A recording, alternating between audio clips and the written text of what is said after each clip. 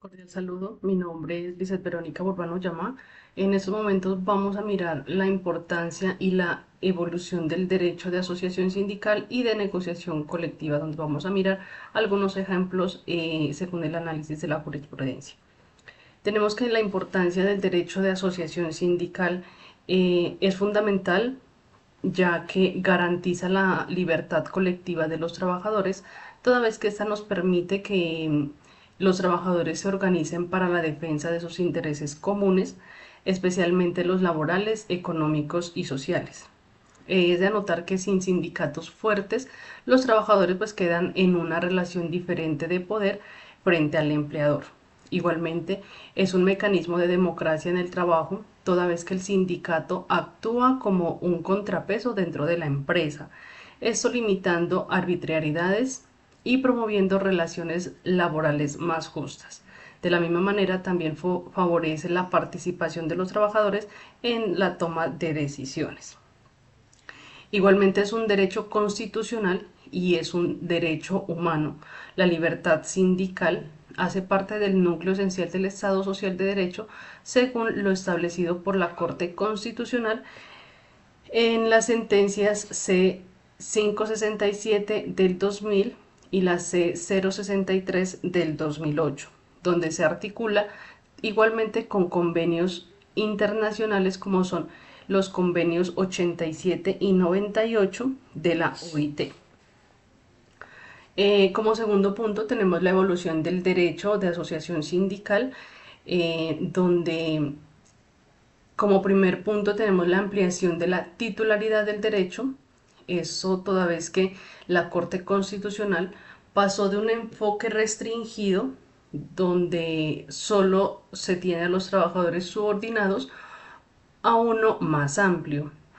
Como ejemplo tenemos la sentencia C465 del 2008, donde se declaró inconstitucional limitar la sindicalización de los trabajadores independientes del Estado, afirmando que también pueden organizarse para la defensa de sus intereses.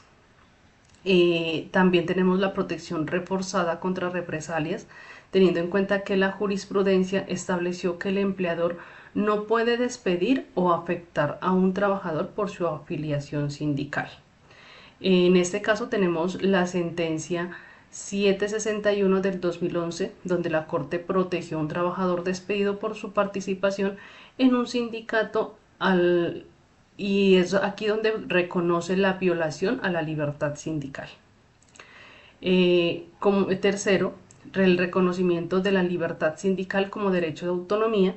Esto se da cuando se establece que los sindicatos tienen libertad interna para elegir representantes, redactar estatutos y organizar su vida interna sin intervenciones del empleador o del Estado.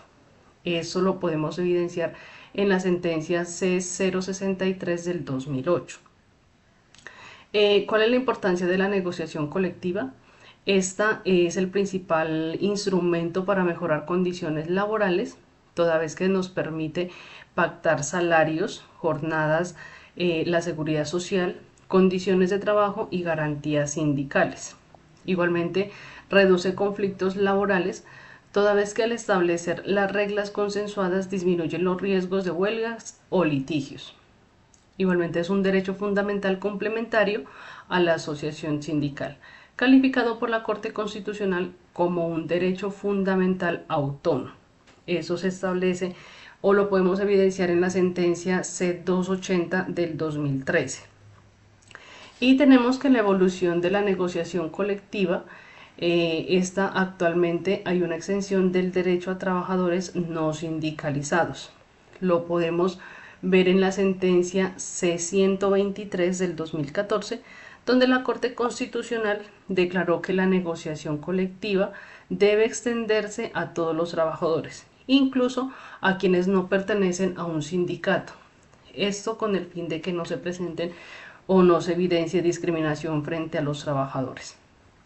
Igualmente, se presentan las limitaciones al uso de pactos colectivos con trabajadores no sindicalizados. Estos deben usarse solo cuando no exista un sindicato, así como se establece en la sentencia C063 del 2008, donde la Corte sancionó los pactos utilizados para romper sindicatos, señalando su misión o su carácter antisindical. El reconocimiento que tiene la negociación en el sector público, antes se pensaba que los servidores públicos no podían negociar colectivamente, sin embargo en la sentencia C-123 del 2014 y el convenio 151 de la OIT, la Corte Constitucional reconoció la negociación colectiva como válida también en el sector estatal, aunque esto presenta algunos límites, eso con el ánimo de salvaguardar el gasto público. Algunos ejemplos concretos de evolución jurisprudencial tenemos que en la protección, frente a la protección de derechos de directivos sindicales, está la sentencia T-342 del 2015, donde se protegió a un dirigente sindical trasladado arbitrariamente por el empleador y donde la Corte Constitucional ordenó su reintegro, señalando que los traslados injustificados constituyen prácticas antisindicales. Frente a la prohibición de incentivos para desestimular la afiliación, encontramos la sentencia C-567 del 2000, donde la Corte declaró inconstitucional ofrecer incentivos económicos a trabajadores no sindicalizados, toda vez que esta debilita la libertad sindical. Frente a la negociación colectiva de entidades estatales, tenemos la sentencia SU 555 del 2014, donde la Corte Constitucional reconoció que los acuerdos colectivos firmados como sindicatos estatales son vinculantes para la administración y no como simples recomendaciones. Frente a todos estos hechos, podemos decir que la evolución jurisprudencial en Colombia ha consolidado una visión amplia, garantista y progresiva del derecho de asociación sindical y la negociación colectiva.